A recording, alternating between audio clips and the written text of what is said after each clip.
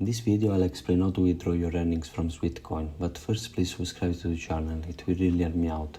So before you even think about withdrawing funds from your Sweatcoin account, the first step is ensuring you have accumulated a substantial balance. You can view your balance on the Sweatcoin homepage in the top right corner. This displays your earnings summary and current balance. Next up, head over to the Sweatcoin shop. You can access this from the balance page or by selecting the shop icon. It's the second one on the navigation bar. Once you are there, make sure the shop category is selected. Scroll down and from here you can filter for digital offers. Keep in mind that Sweatcoin provides a different range of offers daily in according with their operational model. Aim to find the digital product as they are the simplest to obtain. For instance, there might be an Amazon gift card available, for example.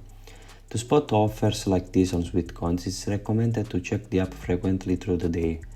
Another approach is to locate a popular physical product, purchase it, and then resell it to friends, obtaining actual cash that can be transferred to your bank account. A quick reminder, Sweatcoin consistently introduces new offers, so it requires regular checks for appealing items like gift cards.